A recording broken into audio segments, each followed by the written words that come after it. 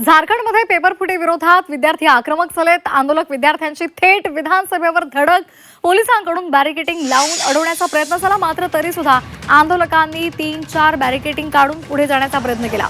परीक्षेतील गैरप्रकारांची सीबीआय चौकशीची मागणी या आंदोलकांनी लावून धरली आहे। बॅरिकेड तोडून आंदोलक विधानसभेच्या दिशेने गेले। आंदोलकांना पांगवण्यासाठी पाण्याचा मारा झाला, लाठी हल्ला झाला। मात्र तरी सुद्धा आंदोलक आपल्या मागण्यांवर ठाम आहेत। झारखंडमधली आपण ही दृश्य पाहतोय।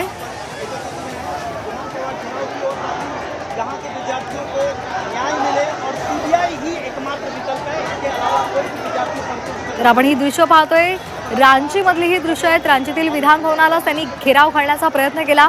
हातामध्ये तिरंगा घेऊन हे आंदोलक सकाळीच विधान भवनाकडे निघाले होते आणि त्यांना अडवण्यासाठी पोलिसांनी ठिकठिकाणी बॅरिकेडिंग केलेलं होतं।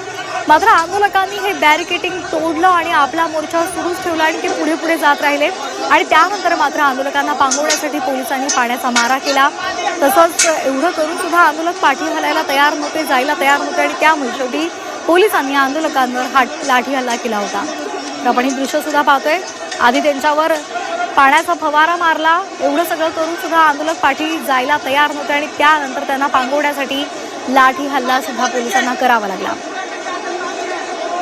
सीबीआय चौकशीच्या मागणीसाठी या विद्यार्थ्यांनी हा एल्गार पुकारला होता।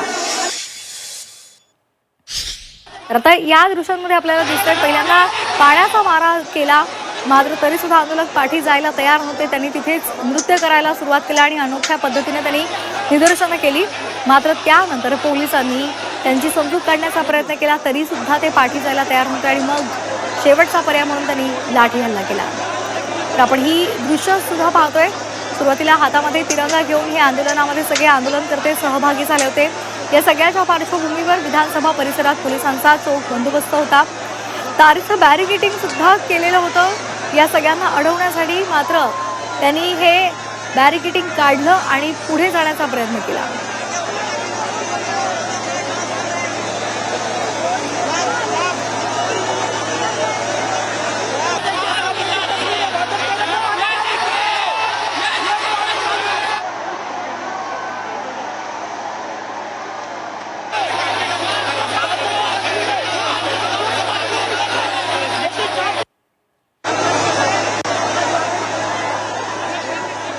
धर्मेंद्र मंडल करके एक छात्र है जो हमारा ही साथी है।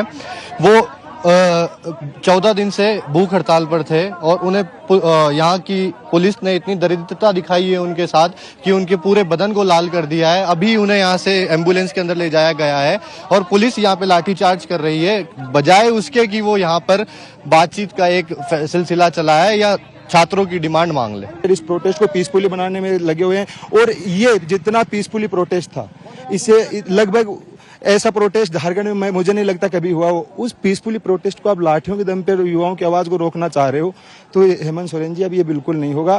प्लीज समझ जाओ, आप अगर इनकी मांगे नहीं मानोगे तो युवाओं में और असंतोष बढ़ेगा।